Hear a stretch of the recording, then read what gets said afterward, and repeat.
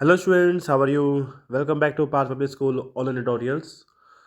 Okay class, here we are with a new chapter of science, that is reproduction in plants. हमने काफ़ी सारे chapter कर लिए हैं.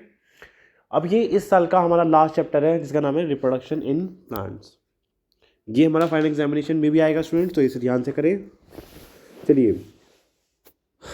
Reproduction, what do you mean by reproduction? कोई बता सकता है आप में से what is reproduction? Reproduction is simply means to produce the young ones from the pre-existing ones. जो पहले से एग्जिस्ट करते हैं उनके थ्रू नए ऑर्गेनिजम्स का बनना या प्रोड्यूस करना, उसे हम क्या बोलते हैं? रिप्रोडक्शन बोलते हैं. अच्छा, क्या लगता है, is reproduction necessary? Yes, reproduction is necessary for the survival of a species, but it is not necessary for an individual. एक अगर इंडिविजुअल जो है, कोई इंडिविजुअल पर्सन या कोई भी, अगर वो रिप्रोडक्शन ना करे, so it does not matter, कोई फ़र्क नहीं पड़ता. बट एक स्पीशीज़ अगर रिप्रोडक्शन ना करे, इट डज मैटर, इससे फ़र्क पड़ता है. सो reproduction is necessary.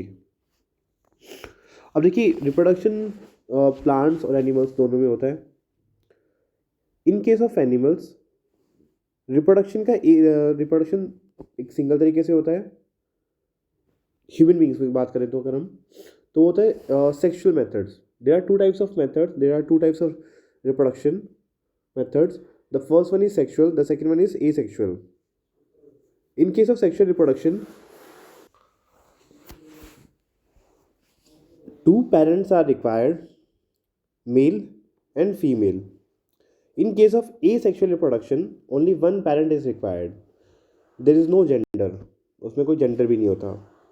In case of sexual reproduction हमेशा वेरिएशंस आती हैं, मतलब कि जो ऑर्गेनिज्म जो प्रोड्यूस हुआ है वो अलग होता है अपने प्री एग्जिस्टिंग वन से, मतलब कि पेरेंट से, फीचर्स में, दिखने में.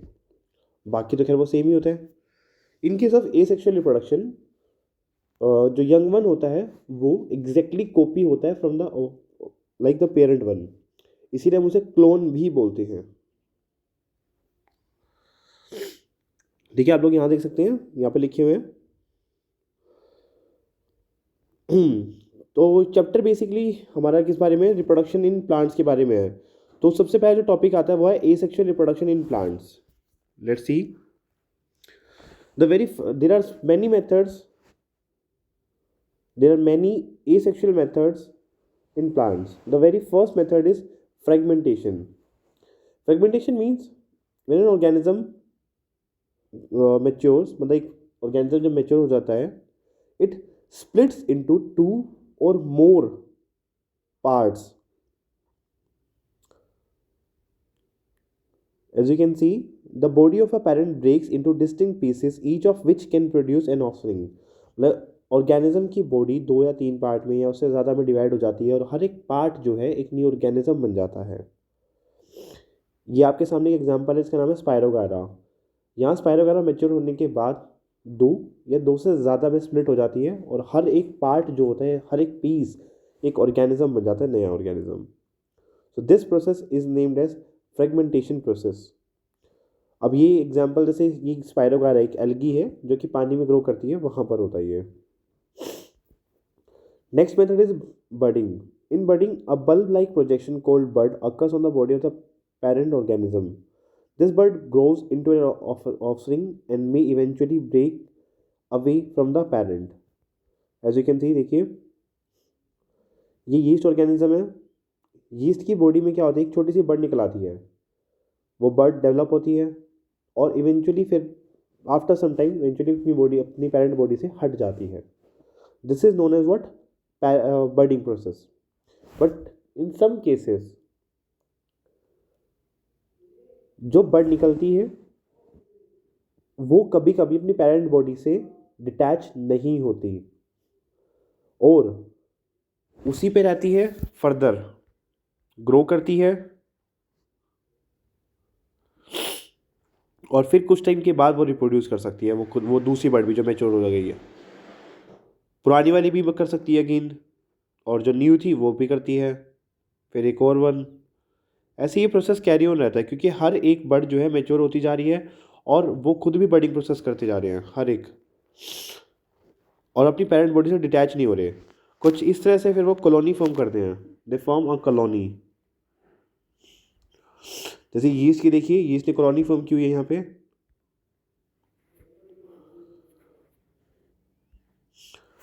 ये एक्सपेरिमेंटल इन्वेस्टिगेशन देखिए हम घर पे भी कर सकते हैं इसकी, मतलब कि आपको सिर्फ कुछ नहीं करना, मतलब थोड़े से यीस्ट आपको मार्केट से लेकर के आना होगा, एक ग्लास ऑफ वाटर या उससे कम ले सकते हैं पानी, शुगर डालिए उसके अंदर और यीस्ट डाल दीजिए।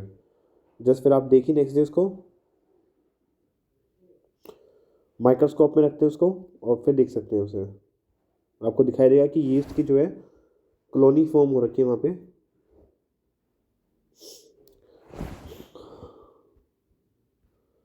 The next one is spore formation. देखिए स्पोर क्या चीज़ होती है, जैसे सीड्स होते हैं प्लांट्स के पास, सीड्स एंड स्पोर को सेम से मान के चलिए फिलहाल। सीड्स इतने बड़े होते हैं कि आपको दिख जाते हैं नेकेड आई से, स्पोर्स इतने छोटे होते हैं कि नेकेड आई से हमें दिखते नहीं है। ये आप लोग कह सकते हैं कि इज आर कह सकते हैं कि ये माइक्रोस्कोपिक सीड्स की तरह ही होते हैं, they are microscopic just. A spore is a tiny spherical unicellular body protected by a thick wall. Okay, अब ये देखिए बहुत कॉमन सा एग्जांपल है, हम लोग क्या करेंगे, ब्रेड लेंगे, ब्रेड, और उस ब्रेड को रख देंगे कहीं भी, रूम में कहीं भी रख सकते हैं हम लोग, हल्का सा मॉइस्चर होना चाहिए उस पर, मॉइस्ट होना चाहिए ब्रेड। और after some time 1 or 2 days later हम लोगों ने नोटिस किया कि उस पर कुछ पैचेस आए हुए हैं, ग्रीन ग्रीन पैचेस या वाइट वाइट पैचेस आ जाते हैं कई बार, इफ़ यू हैव नोटिस्ड। वो फंगस होती है, एक्चुअली फंगस आ जाती है उस पर। जब फंगस है, राइजोपस फंगस है स्पेशली यहाँ पर, राइजोपस फंगस इसी स्पोर फॉर्मेशन प्रोसेस के थ्रू ग्रो करती है। अगर हम इसे माइक्रोस्कोप से देखें तो कुछ इस तरह के हमें दिखता है यहाँ पे,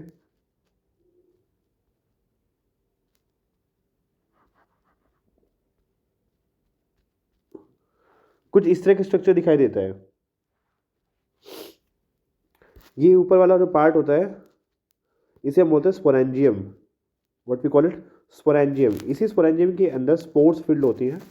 आफ्टर मेच्योरेशन ये स्पोरेंजियम बर्स्ट हो जाता है और सराउंडिंग में स्पोर्स फैल जाते हैं, यानी कि आपके रूम में, मेरे रूम में, हर जगह ये स्पोर्स घूम रहे हैं। इनको चाहिए तो चाहिए क्या, सिर्फ और सिर्फ वो ब्रेड या फिर कोई और फूड।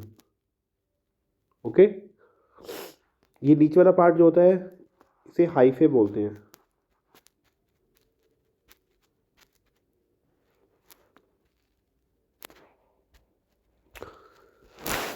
तो ठीक है स्टूडेंट्स, अभी हम इतना ही करते हैं, नेक्स्ट क्लास में वेजिटेटिव रिप्रोडक्शन करेंगे।